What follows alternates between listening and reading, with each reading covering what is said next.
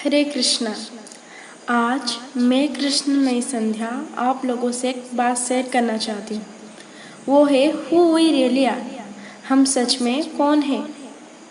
आप लोगों के दिमाग में या ऑफ कोर्स हम सबके दिमाग में ये बात कभी ना कभी तो आई ही होगी कि हम कौन हैं, हम इस धरती पे क्यों आए हैं। हम में से कुछ लोग ये जानते होंगे और कुछ लोग नहीं भी जानते होंगे, पर हम सबको जानना जरूरी है कि हम कौन हैं, क्योंकि जो सच है वो सच है, हम उसे तो नहीं बदल सकते। हम सच को जितना जल्दी एक्सेप्ट करेंगे उतना ही वो हमारे लिए अच्छा है। तो चलिए अब जानते हैं कि हम सच में कौन हैं।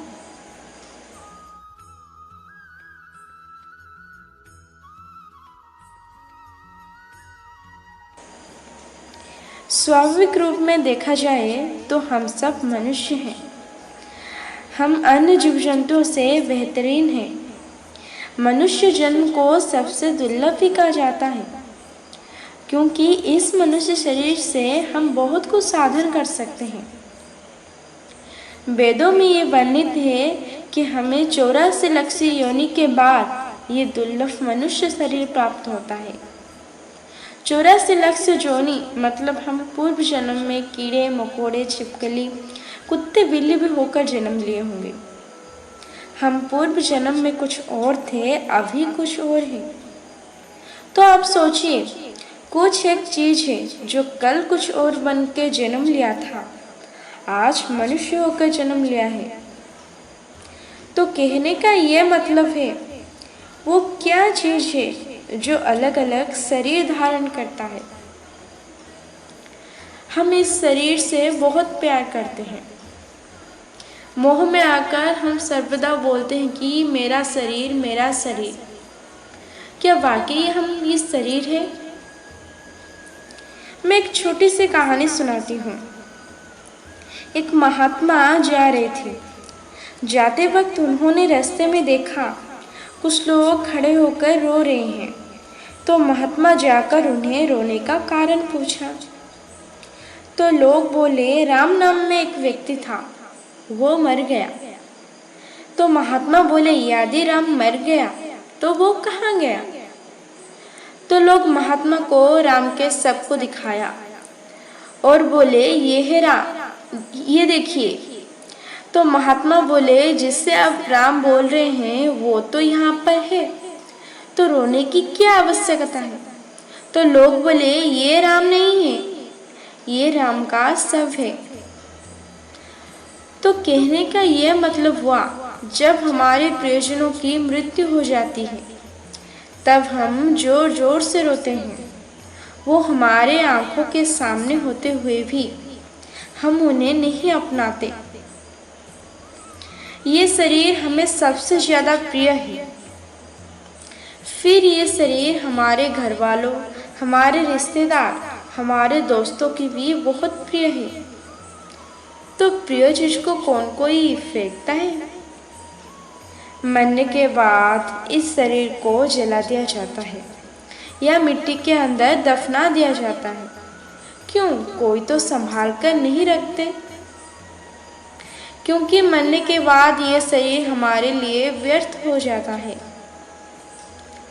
सोचिए, जिंदा रहते वक्त जो व्यक्ति हमारे बातचीत और रोने की आवाज को सुन पाता था, वही व्यक्ति मरने के बाद उसके सामने जोर जोर से रोने पर भी वो नहीं उठता। तो वो क्या है जो कि मरते वक्त शरीर छोड़ के जाता है? हम जब कोई चीज को देखते हैं या सुनते हैं तो कौन उसे सुनता है और देखता है? मरने के बाद भी हमारे आँख, कान, ब्रेन और नर्वस सिस्टम होते पर हम देख और सुन नहीं सकते। ऐसा क्यों है? Why? वास्तविक में हम ये शरीर ही नहीं हैं, हम आत्मा हैं। We all are souls। तो शरीर के साथ आत्मा का क्या संपर्क है? शरीर और आत्मा दोनों ही अलग अलग चीज हैं। इस जड़ शरीर के अंदर आत्मा रहता है। जैसे घर के अंदर मनुष्य रहता है पर मनुष्य घर नहीं है, उसी तरह हम शरीर के अंदर रहते हैं पर हम शरीर नहीं है। शरीर का नाम है परंतु आत्मा का नहीं। शरीर का उम्र है पर आत्मा का कोई उम्र नहीं। बाल्य, यौवन, वृद्धा शरीर का एक एक अवस्था है। जैसे घर पुराना हो जाता है वो टूट जाता है, उसी तरह यदि शरीर वृद्ध अवस्था में पहुंचता है तो वो अचल हो जाता है। आत्मा के लिए वो व्यर्थ हो जाता है। आत्मा की परिभाषा संपूर्ण रूप में गीता की द्वितीय अध्याय सांख्य योग में वर्णित है, जो कि स्वयं परम पुरुष भगवान श्री कृष्ण के द्वारा कुरुक्षेत्र में अर्जुन को बोला गया है। जबकि अर्जुन इस विडंबना में थे कि वो कैसे अपने वंश को नाश करके, अपने कुल धर्म को नष्ट करके वो सुखी रह सकते हैं।